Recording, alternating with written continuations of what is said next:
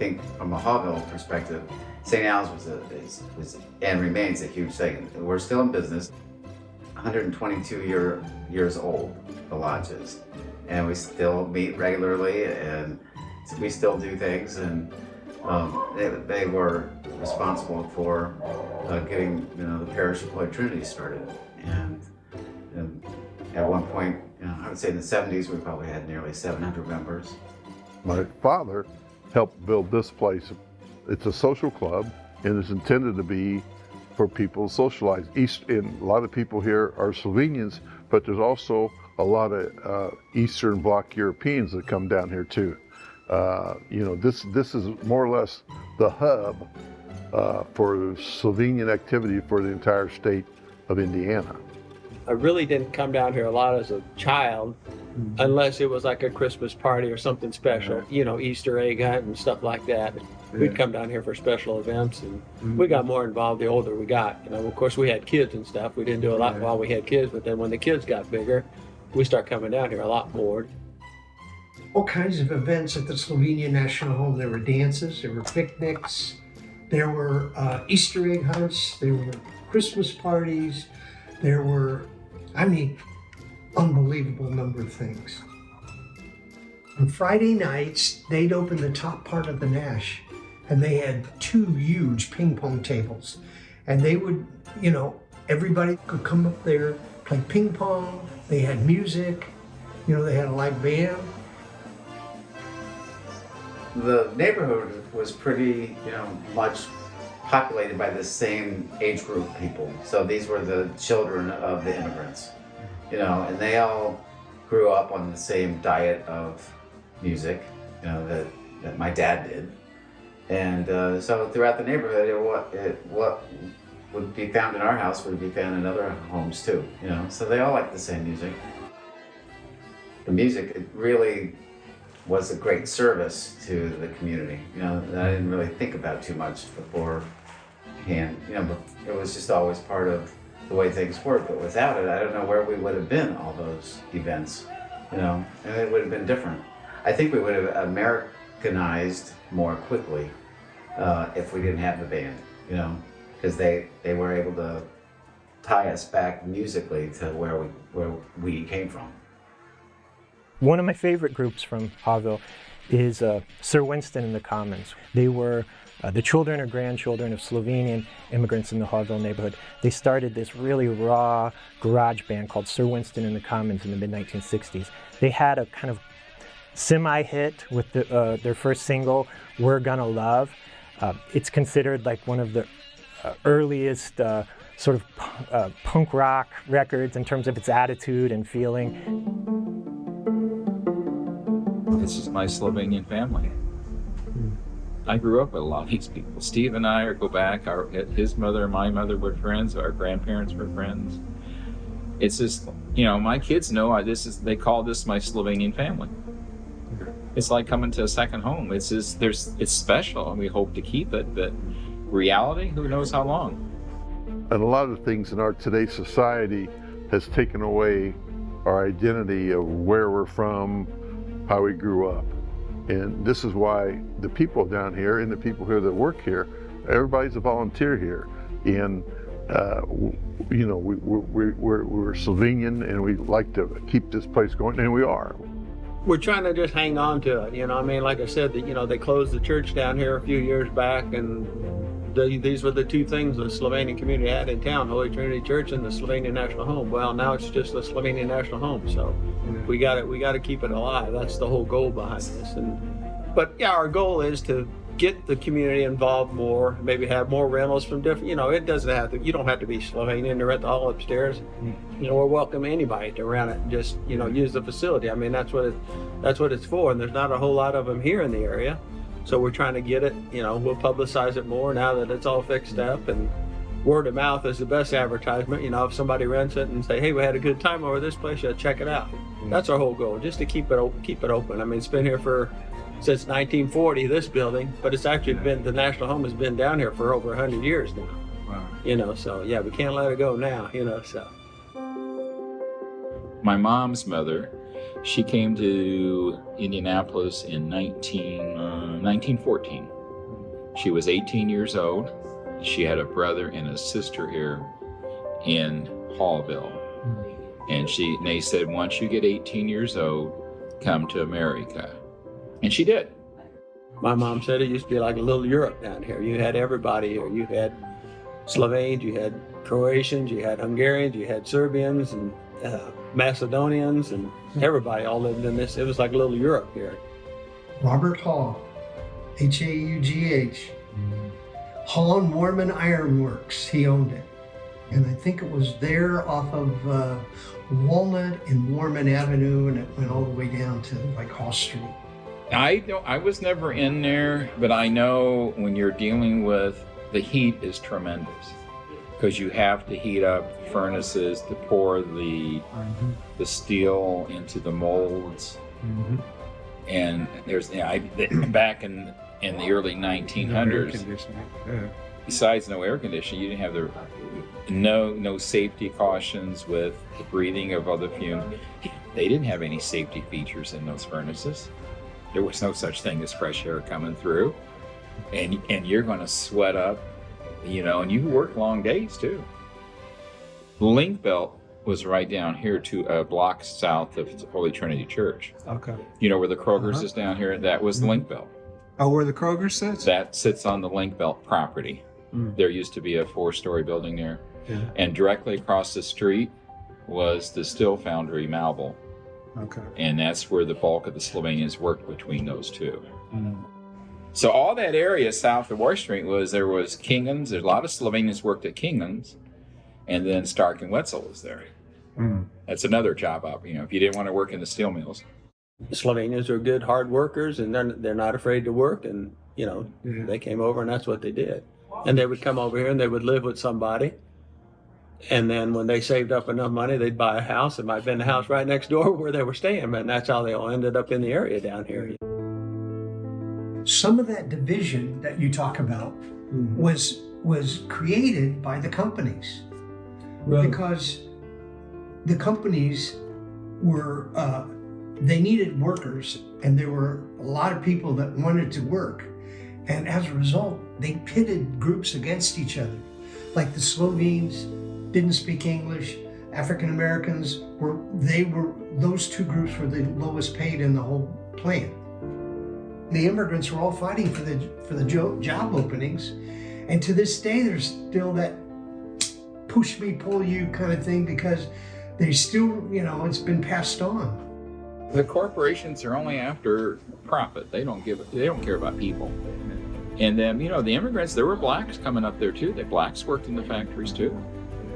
Whatever, they didn't care what you looked like, and they weren't going to reward you either.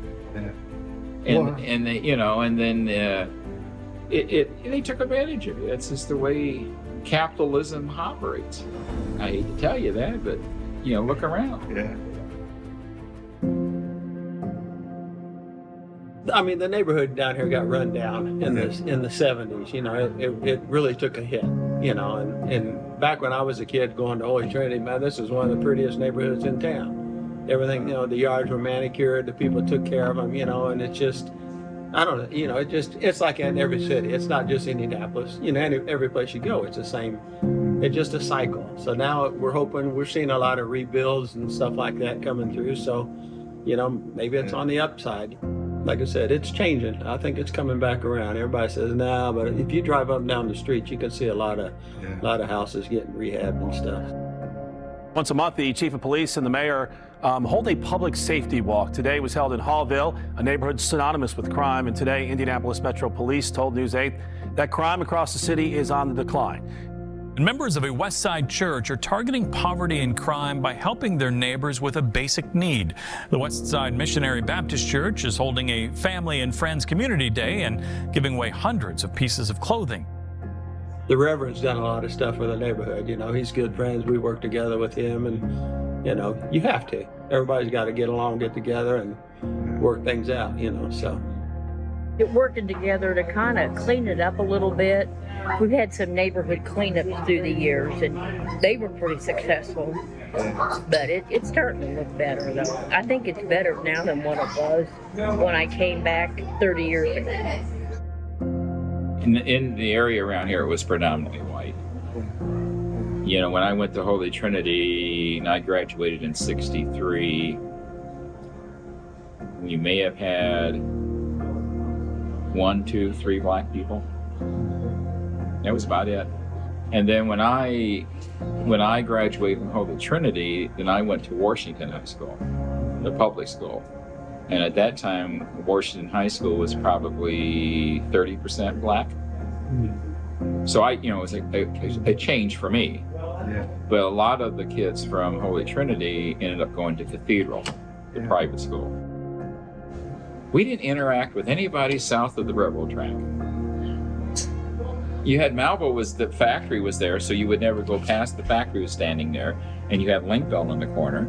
So you would stay north of the factory. We stayed in a little 5-6 block area. Well, I mean, we're all Americans, but we're not different from, we're Americans. But we've got a lot of Slovenian heritage in our blood, and I mean, it's just something you don't want to let go of. Ni nič problema. There is no problem with anything, you just take it as it comes and you just deal with it. So it all started really back in 2016 when my mentor, Brian Fonseca, received a Transformational Impact Fellowship from the Arts Council of Indianapolis and Lilly Endowment. And that was a 2-year grant that allowed him to get to know the neighborhood, to try out some different programs and ideas, to really bring some structured arts programming to the near west side. Brian and I really wanted to find a way to sustain these programs and to honor the relationships we'd built, to honor the commitment we'd made to the neighborhood. And so after many conversations, the best way we decided to do that was to just jump on in and file for a 501c3. So July 2018, that's what we did, and the Fonseca Theater Company was born. Good morning, everybody. I'm thrilled this morning to sit next to Brian Fonseca, the former, I say that in a good way, yes, producing director for the Phoenix Theater of 35 years. 35 years, and then it moved, and you moved too. Yes, right. And you moved the theater to Haughville. We opened the theater in October 2019 and had a few great productions before the pandemic struck. And as we've been going through our reopening process and getting our feet back under us from all of that, we're also very excited that we were able to continue renovations on the adjoining space that we also own to create the Collaboration Center, which will be an incredible resource to expand our education programs and just be more of our resource for our neighbors here. Right now we offer an introductory theater class for youth, and we offer a devised theater class for youth where they can create their own original works. And so we want to expand those programs and offer more opportunities for students to get involved with that curriculum. And we also want to add some adult education opportunities. We've been discussing some technical theater classes. We've been discussing some acting classes, and we're really excited about developing those opportunities. So our space actually did used to be a movie house. And so it's always been a space for gathering. It's always been a space for sharing stories. It was boarded up for about 30 to 40 years before we took over and started renovating. And so it's really exciting to continue that legacy. Our goal from the very beginning was to help nurture the diversity in the theater community here in Indianapolis and to make sure that those stories are getting told, because we have the talent, we have the artists in the city, we have the people that want to tell these stories and they're excited about this work. There was just not a space for them to do that. We wanted to make arts accessible to all communities, and we knew by research that there were no arts groups here in Haughville neighborhood. Right. And our particular company is a majority company, and we wanted to reflect cultural stories of this community. Brian and I are both Mexican American. We're both queer, and we are very much trying to use theater to have these conversations that need to happen. And Brian and I were both big believers in theater as a tool for building empathy. Brian Fonseca, a pioneer in contemporary theater, died of complications related to COVID-19, leaving a gaping hole in the hearts of those who loved him and his life's work. Brian did pass away from complications due to COVID back in 2020, and that was a really big loss for us personally, for the arts community as a whole in the city. He was an incredible community builder and an incredible artist. I think that a lot of folks have rallied and really want to keep his legacy going, and a lot of people saw the value in his work and in the mission he created here. I wish he could see how we were growing, because a lot of the work we're doing here and a lot of the programs we're building here, especially as we get ready to open the Collaboration Center, are things that Brian and I had been dreaming of and had been envisioning since those early conversations when we incorporated. In the 60s, early 60s, blacks wasn't coming here. If they did, one or two slipped in. Then it's migration of blacks from the river west began to increase, where this opened up to blacks. They moved this place over here not to serve blacks. They didn't want black people to come, so they looked around and saw Haughville and built this place in the 30s so they wouldn't have to serve blacks on the east side. In the early 60s, integration kind of got hold, and then blacks started coming down here. My grandmother and my grandfather bought a house in Haughville, 1026 North Pershing. And they moved there, and that's where, my uncle, my mom, her sister, my aunt, and my grandparents all lived. My grandparents brought me here at 18 months, and they basically raised me. They took me from my mother. Back then, if you was like underage, you had a baby, grandparents would take the baby. My grandparents came to Indianapolis from Kosciuszko, Mississippi, and they came here for work. So they moved here. They were working at Allison Transmission right up the street. My grandfather bought the first house in Haughville, which is the 525 North Tremont house. My mother, she had me, and she was a teen parent. So my grandparents still worked. My grandmother moved to the middle shift, and her younger siblings kind of helped watch and raise me. Things that's hurtful now is that our children, they can't enjoy themselves. They don't feel safe. We could go out, leave home in the day, and come back before the lights came on. That was, children can't do that anymore, but because we had a sense of community, everybody in a radius of at least 4 or 5 blocks, square, around there, everybody knew each other. We've lost that sense of neighborhood community. It's just so much I remember, man. Saturday mornings going over to Mr. Tate's Barbershop, man, the Blue Store, right? I had so many wonderful landmarks. Even Kroger, man. Chase Bank, it was all a neighborhood. Like literally everything was right in here. Not even just those sites, but the churches that were around. First Samuel, Victory Temple around the corner, man. New Day Pentecostal, Friendship. Every church had a type of sound and a character and a nuance to it. Change is good, but I know what it used to be. I know what it was to sit on the porch and enjoy a cool summer breeze, I know what it was to be a real neighbor. I knew what it was to know who your neighbors were. We knew who lived next door to us, next door, that way, across the street. Today, you'd be surprised at the people who don't even know who they live next door to. So I want to see that happen again.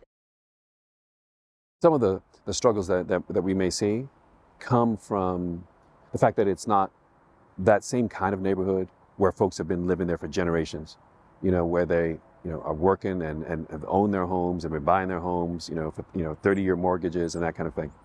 That is what I knew when I was growing up over there in Haughville on Pershing. And so there was that sense of, this is ours. I know you, and I'm going to look after you. I'm going to look after your property, and you're going to look after mine. And when we have an influx of folks who come in who don't have that history, there's not necessarily then that buy-in and that tie that keeps a neighborhood strong. Glenn Howard, Democratic member of the Indianapolis City County Council. Some of the issues facing you as a county council. Well, I live down in the city, and some of the pressing issues that's facing the district I represent is we have a 45% unemployment for Afro-American youth in the city. We have young men between the age of 25 to 40 years of age without jobs. We have poor housing in the district that I represent. We are getting some city services, but we got a very, very serious unemployment in the inner city, in the city of Indianapolis. Not everything is well. We are trying to work so that we can rectify some of these problems, but it's a long process. And when you see young men standing on the corner without jobs, without hope, without the future, then we have a very high crime area in the inner city. Lynn Street used to be the only drug street in Haughville. It's Lynn Street. You know what I'm saying? Everybody buy your weed down there. You buy mescaline, paper acid, THC, all this stuff, you get it down on Lynn Street. Wasn't nowhere else in Haughville you could buy drugs like that. Lynn Street just ain't just been started bad. Lynn Street was bad back in the late 60s. Well, if they have lived out in this area for a long time, yes, they are seeing a decrease in crime. If you've been here since the 60s, yes, things have changed a lot. There are new apartments, there are new houses, there is even artwork coming into Haughville that was paid for by the city. But if you just moved out here the past 5 or 10 years, some things haven't changed. Derek McGee is a fairly new resident of Haughville. He moved here 2 years ago, thinking the neighborhood had turned the corner. My home has been broken in twice in the last 6 months, and it was actually broke into 2 days ago. The neighborhood still has some rough edges. The alleys and streets are littered with trash. Some of the houses are in good shape, others need work. Iris Martin says that she feels safe enough to walk to the grocery anytime, day or night. It's changed several times. It's better than it was a while ago, but there's still little pockets where the things that happen. Crack came, there was a lot of kids selling dope back then. 15, 16, they was selling dope and they was making money. You gonna be on this corner, right? And that's where they gonna be every day. That was known. So whenever you got open air, you always run the risk of robberies, shoot-ups, people trying to take something, everybody on the corner got a pistol. Mental health is a big issue in the country. And a lot of our community families have been traumatized by gun violence, in mass incarceration, the absentee dads and moms, drugs. Our children have been traumatized and they live with it. They just keep pushing it down. And so when they're not getting their academics and when they're acting out, it's because of mental health. As I talked to people, they were like, ooh, Haughville is so bad, and Haughville. I said, where is Haughville? And when once they told me, I realized, oh, I live in Haughville. So that was surprising to me, because coming from the Bay Area and knowing West Oakland and now even East Oakland, you got to be careful, right? But Haughville wasn't scary to me at all, My family has been in Haughville for 3 generations.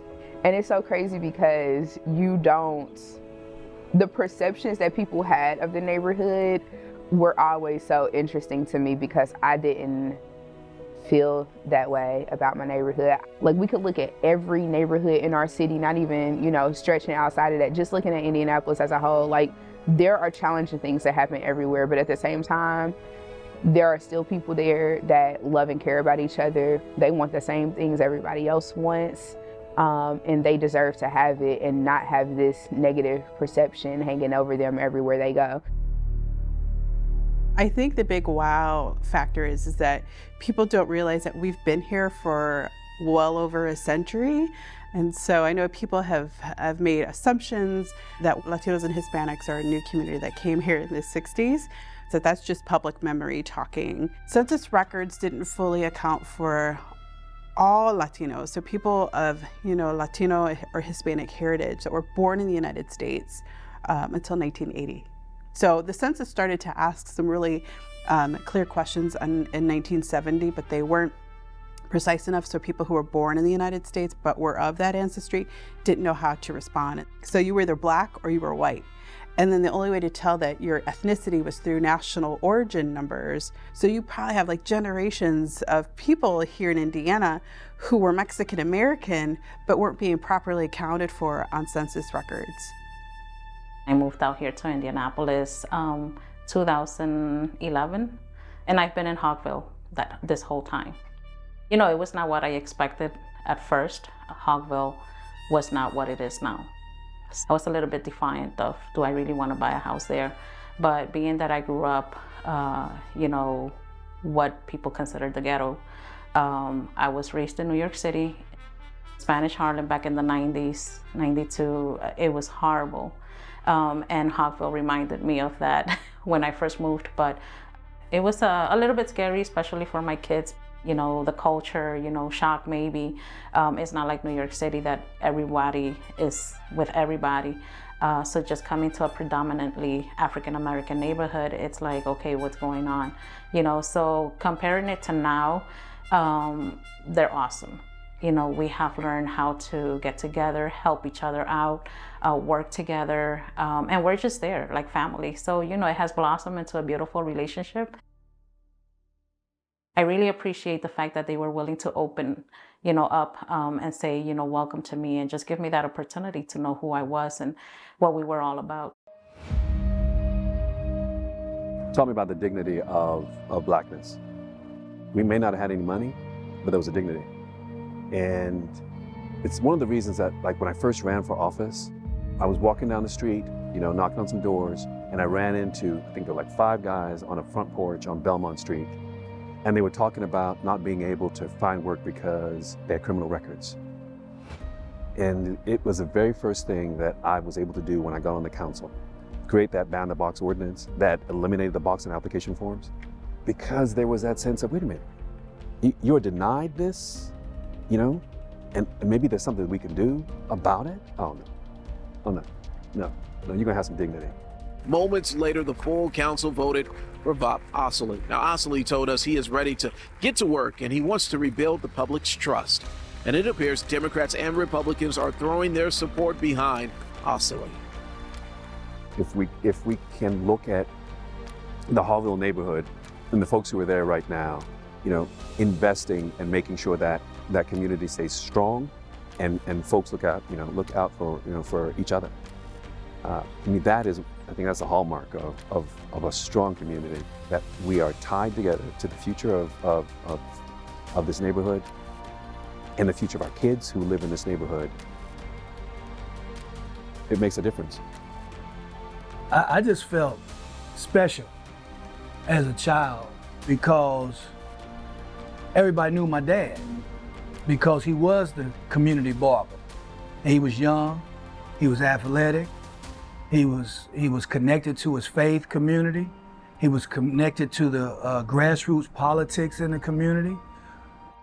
It just made me feel valuable that my dad was someone in the community that people look to. The barbershop business acts as a hub, a town hall, it's cohesiveness. It brings families to one location where you can interact, be served, and conversate, hear the latest topics discussed. And for our experience here at Tate's Barbershop, my dad set a high standard at such an early age, because when the men came in, they knew that his standard was no profanity. You didn't hit on the women. you respected. It was an atmosphere. It wasn't church, but it was an atmosphere of wholesomeness, unity, and community when you came into Tate's Barbershop. I grew up under that. I heard my dad and the other men debate politics, sports. We shined shoes, and so we would just be back here in awe, covered up in shoes, but we would be in awe of the conversations that the men were having. And some of my peers have said to me in recent times, Ben, that they witnessed my dad and they were blessed by my dad being the first black man that they saw run a business with integrity and with community in mind. And many of them carried that with them as they became men. They always reflect on how my dad ran this business.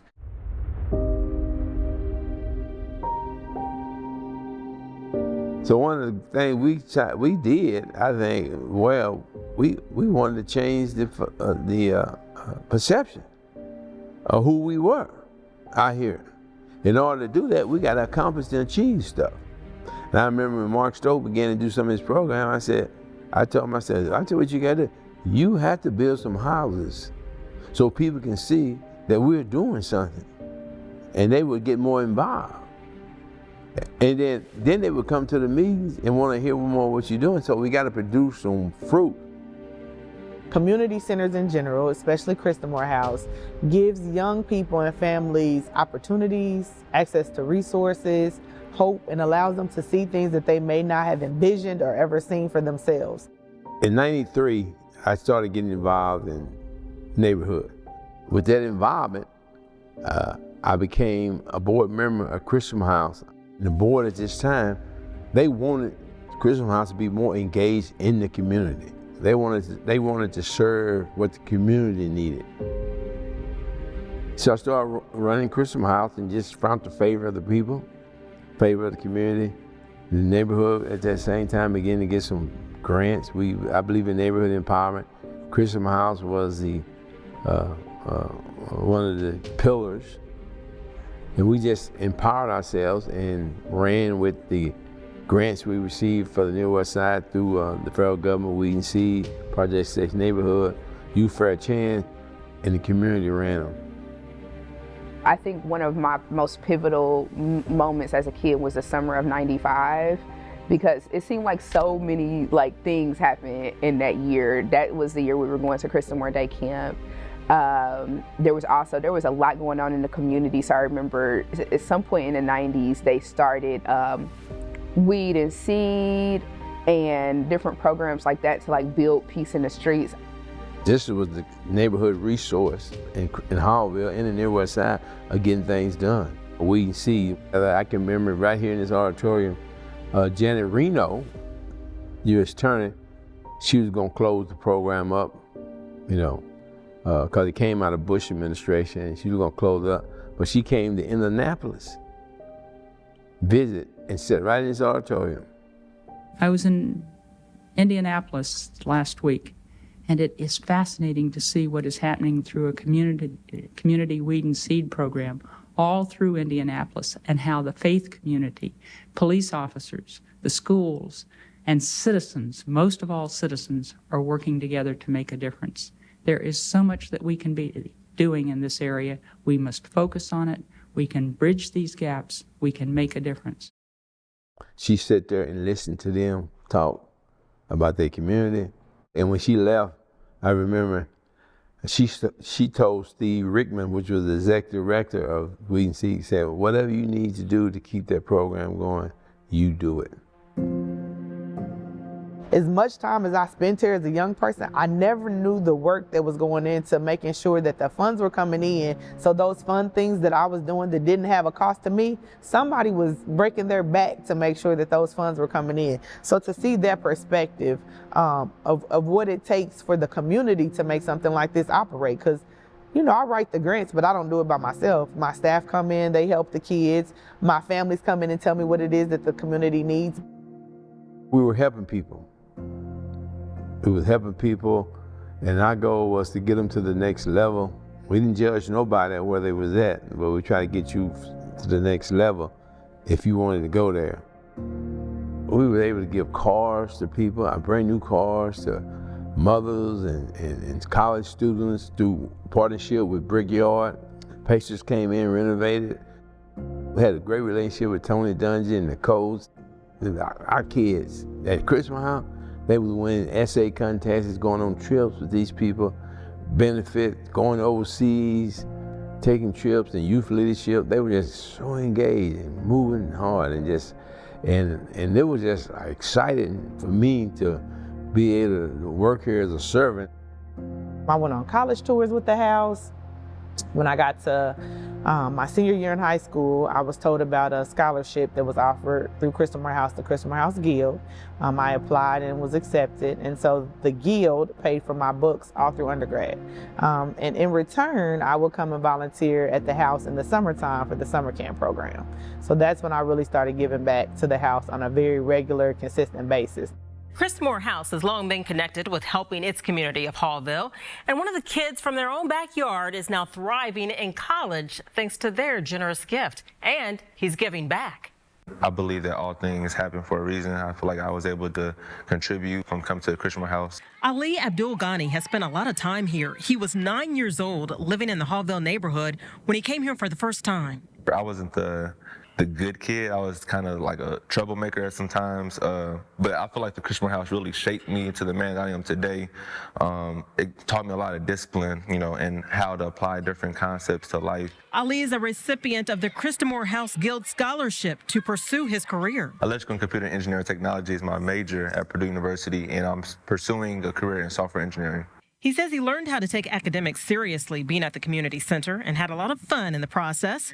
It's one way Christamore House lends a helping hand. Christamore House had the best boxing club there was.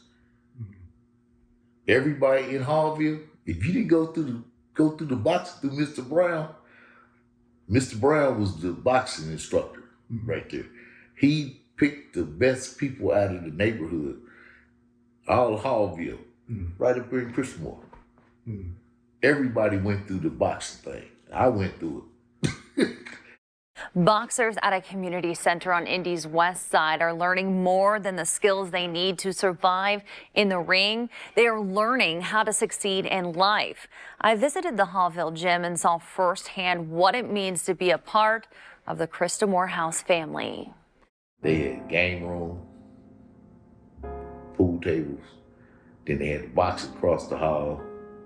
Then you go downstairs, had the dance area. Then you had the ping pong, and you had gym, play basketball. So everybody had something to do. The girls had sewing. They taught them sewing at night. You know, had a lot of activities going on because that's where everybody really had to go. You know, Christamore House is one of many things that make this community operate. There are, you know, food pantries in the neighborhood that I rely on that I'm able to send my families to because we've built a rapport, right? There's school systems that rely on me making sure that I'm tutoring the students because the parents are at work. They don't have time for homework at nighttime. And, you know, there's a gap. And no single entity can do it by themselves. The school system can't do it without the community center. The community center can't do it without the school systems. We can't do it without our funders. It requires all of us to work together. So I think that it's important for other people to come and figure out ways how they can be a part of it, no matter what that looks like. If you're an artist, there may be a kid here who has a passion for drawing. That's not my area of expertise, but I want to give you the access to that resource, right? And so I think it's about bringing resources together and making sure that everybody has access to the things that they need.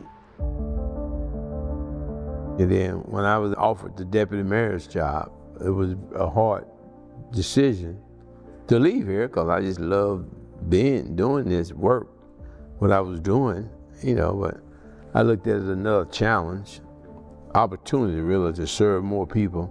I've been very fortunate to be able to serve the city for many years, you know, and this time it's given me an opportunity to move this service forward, to be able to bring vocational training, educational training to another level right in the community where we said that crime is going on and the less fortunate are living.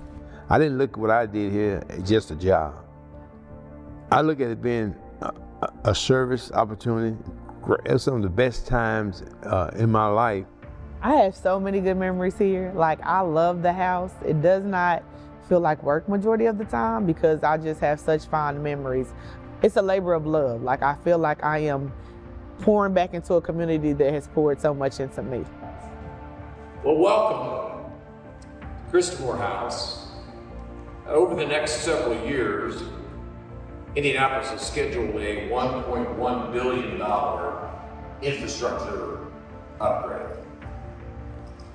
That includes West Michigan Street, where we're kicking off the first phase of the Michigan Street Road Diet. Now, like any diet, it may be a bit unpleasant at first, but after the work is completed, West Michigan Street will be safer.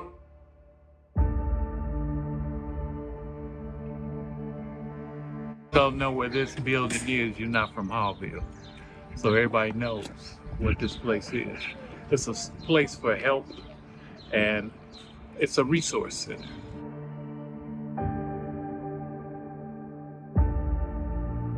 And we've made a difference in people's lives. And then this is also a drop-off spot.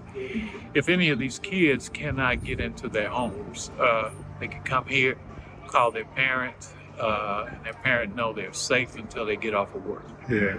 And so they come in and sit and whatever. It's nothing to be scared of, because over here it's safer than what you think it's. People think it's not. But the way you see it right now, this is the way it is every day. We just not gonna have it. We took the neighborhoods back. Probably the biggest piece is that we're missing is the politics part. Trying to get your elected officials to do what they're supposed to do. You know, remember the neighborhood, what they're doing, but we were able to do. Oh, I remember when we first reduced crime, homicides in Haughville, about 70-something%. Indianapolis residents looking to improve their neighborhood walked hand in hand with police officers through their streets tonight. The group strolled through the westside community of Haughville, a neighborhood in the shadow of downtown, ready to turn a corner. Haughville's finest got moving for change Wednesday night, with a police escort by their side. Encourage the people that live here to come out and talk to us about what's going on, what they're seeing, and how we can help. This journey of unity between Haughville and IMPD circled the block as officers listened to Haughville residents young and old. Good night. We were big and working with the police. When I said working with them, inviting them to our meetings, having open communication with them, letting them know, standing up for what law and order would be. We for law and order, we for what's right. But yet, with that said, the communication was so strong, they really had no problem. The police, when it comes to doing something bad, because they were like on the team. It is fascinating to see a community police officer go into a neighborhood that has had a high crime rate. With a good community police officer, he will make it safe enough in that community for the leader to come out from behind her door, to come down to the community center, to sit and talk with people. Because the commander then, he would come over here while people were waiting to get an interview for employment. He would come and sit in the yard with them and talk every morning. He'd come out here, he would walk, he'd drive in his unmarked squad car, have his uniform on, but he had all his bars on him. So, but they start respecting the police a little bit. That's what I wanted them to do. Don't be scared of them. Learn to talk to them. Right. Some of them are not like what you think they are, but you got to get to know them. I would like to see us do a lot more investment in the neighborhood and in the infrastructure of the neighborhood. That folks have that sense of, the full ownership that this is ours and we want to stay, we don't want to move. We have everything that we need within a stone's throw of here. We couldn't get it any better. And that is what we're getting done, in the Haughville area. And in 5 to 10 years, my hope is that current residents have that sense of, I want my grandkids to be able to live here and to say, I'm from Haughville. I'm from Haughville, USA. I always saw it as that, like this is a hardworking, community-oriented place. I hope that it always retains its heart and its spirit and doesn't get formed into something else, because we know how it goes when people finally catch on to the beauty that's been there all along. Some people see it as, oh, this is my opportunity to come up. You know, let me move into this up and coming neighborhood and, you know, whatever. And I hope that that neighborhood is able to counteract that in a way, not to exclude people, but to let them know you're coming into something that already exists. This isn't you come in and try to fix it or frame the neighborhood in your image. This house for us is like a reminder to continue to push hard against gentrification. As other people are moving into the neighborhood, we're befriending them and calling them to be a part of the community and not just coming in as like getting cheap housing. It has been a concern that there are some renters. So that's been the key. Growing up, there was more homeowners in Haughville. Then that shift came where the homeowners either passed away or they sold their property and they began to rent property. I started investing in real estate over in Haughville my senior year at Indiana University with my father. Bought a couple of rental properties and just kept building up from there. But my goal is to provide affordable housing without displacing residents. Of course, a lot of people or investors, they come in for a cash grab, want to rehab the property and raise the rents or either demolish it and construct new just to get a lot of cash quickly. But I would like to build up the neighborhood and build up a lot of affordable housing in this area. It is easier to build relationships in the neighborhood at community events, right? At neighborhood gatherings. So at a Haughville Strong meeting or at something over up at, School 63 or whatever, where a situation is set up where we can share our heart right away. I'm also a part of Haughville Strong. My goal is to revitalize Haughville. Want to put the neighbor back into neighborhood in Haughville. Want to clean up and let it shine. It's our turn, it's our time. Haughville's going to be the Carmel and Avon and the Fishers if it's left up to me. Look out, we're coming. If we can look at the Haughville neighborhood and the folks who are there right now, investing and making sure that that community stays strong and folks look out for each other. I think that's the hallmark of a strong community, that we are tied together to the future of this neighborhood and the future of our kids who live in this neighborhood. So Matchbook Learning started off as a school improvement and turnaround organization. It's a nonprofit. We decided to come to Indianapolis and we started looking at schools and what schools were failing, and we found Wendell Phillips School 63 had been failing for longer than any other school in the city. And so we said, that's where we want to be. So we came in and started getting to know the neighborhood. When we first started coming, a lot of parents and people didn't really want to meet us here at the school, so I started holding meetings at the 16th Street McDonald's. Because I thought, well, I'll just go to where people are. So I went there and started meeting with parents and talking to them and kids to see, how's school going? What would you like to see happen? What are your hopes and dreams for the community and the school? And made notes of all those and said, okay, well now let's figure out how to make this happen. There's a lot you have to do when you go in to improve a school before you can really get to that education. So the first year is really dedicated to getting to know your community and your family and your kids and really setting culture and setting the tone. So when we restarted, we had 400 and something kids, started gaining over 100 kids a year. And not kids that we were busing in from other places, kids from the neighborhood. So the neighborhood community started coming back to the school because they started feeling welcomed. The first thing was, hey, when people come in, smile and say hi. little things. Just start greeting people and treating them the way you want to be treated. But also we brought the community in. And you can't improve a school without realizing that a failing school needs a village. It takes a village, and so what we did that's different than most schools is we actually brought the community in. So we brought partners in. The neighborhood said, hey, we don't have really good access to health care. So what we did was we put a nurse practitioner on site every day that can actually really see and assess kids just as if you went to the doctor, and can give diagnoses and prescriptions to parents to really take away that barrier so that healthy kids are kids that can learn. We made sure we set up dental visits. We made sure we can get them eyeglasses. We started, holding PTO meetings and then parents as leader meetings, and meetings where parents were really involved with the kids' learning. I've also seen it in the school where the demographics have changed. It has its pros and its cons, but you have to know how to work with the community, right? How you're gonna, serve both the Black and brown community.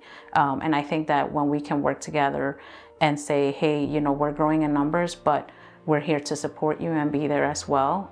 And that's a bridge. So those bridges are always important and good. Bringing the community in and with you to really help the kids learn and grow and thrive is absolutely the key. We restarted the school in 2018, and within a year we went from a failing school up to a C, which was not easy.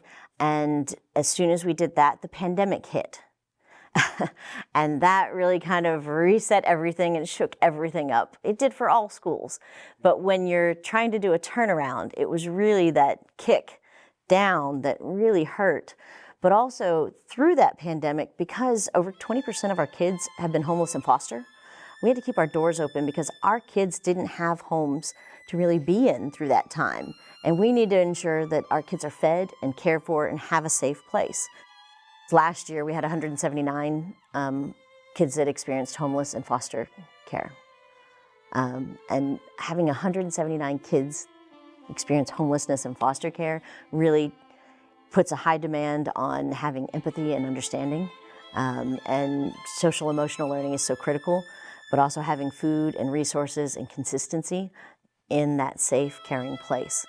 And people have this misconception about our kids and our families. While 20% of them have experienced homelessness on foster care, it doesn't mean the parents aren't hardworking. It just takes one big medical bill or one big miss or unfortunate circumstance to knock people down. A lot of our families are working 2 jobs. They're hardworking people and they're doing the best that they can. And I think that people forget that. But we are absolutely laying the groundwork with the community and with staff trainings and for the kids to make sure that they are on track to not just be successfully academically, but also in careers. A couple years ago, I had the opportunity to help lead a regional planning effort for the White River Vision Plan. And as part of that effort, we did a lot of neighborhood outreach, a lot of meetings throughout neighborhoods, and we also did a lot of research. And kind of out of that came this discovery, at least for me, of this thing called the Belmont Beach. And so that was a story that really resonated with lots of the people that we were talking with, this idea that, for 100 years, for more than a century, we've just thrown everything we could in the White River, literally. But it's still there. It's still providing drinking water. It's still providing recreation. It's still providing fishing and all sorts of things for us. And then with the idea of Belmont Beach, this idea that during the worst days of our city, we had segregation all over the place, but that included our parks and our swimming pools. And so the only place that our Black residents were able to swim was around Belmont Beach. So this idea that just like we threw lots of bad things at the river, we threw lots of bad things at our own neighbors and our own residents, but they're still thriving and surviving and still part of this community. And so this idea that we had, knit that story together was pretty cool. So what got me involved in the program was just seeing, the first thing I thought was diversity. The second thing I thought was just getting people together and being active at a unique location. So that was my main draw into the project. So I'm a city planner by profession, and there's kind of two core ways that you can do city planning. And one is you can sit inside of, in our case, the city county building, and then come up with some grand plans and then take them out and implement them. And there are some amazing places developed that way. The other way, though, is to work with, empower neighborhoods to do that for and with themselves. And then come along with resources from the outside. That's often the thing that's missing, is the neighborhood has the social capital, it has the networking, it has the people power. It just lacks the investment power. And so in this case, we've been able to find a way to bring some outside resources into a kind of community-led process where at the end of the day, the community owns the assets. I've been working on the river within the Near West for about 5 years now. With reconnecting to our waterways. And my company, Indy Convergence, does an initiative called the Rising Tide Initiative, where we have cut in trails and have been taking care of spaces, clearing them of invasives, and doing small performances along the river on an all-terrain stage and a floating stage. And the reason for that, or the impetus for that, was not just something really cool to do artistically, but that getting our neighborhood more engaged in the river and more aware of it as a resource is really important. Resident volunteers have been working with School 63 students in the 5th grade class, and we developed a curriculum based on their math and science requirements that was based on the wildlife on the river, and then also measuring the air quality around their school and in the Near West as a way to do graphing. So from the very beginning, we always saw this space as a really great opportunity for STEAM-based learning and like project learning for School 63, that this could almost be kind of a satellite campus for them. After it all got set up and we was out there on the water and the sand, I think I kept telling everybody that I just touched hands with, like, man, I feel like I'm out of town. Like, never thought this would be happening in Indianapolis, let alone in Haughville.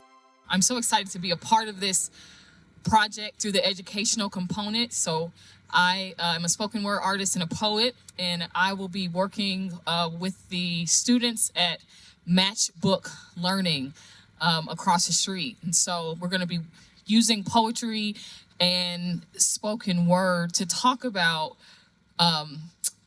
the community, to talk about the hopes for this project, and also explore the kind of world that they are envisioning. And so I'm very, very excited through Arts for Learning to be working with the students and the families, and also to be a part of this restoration and reclamation of community.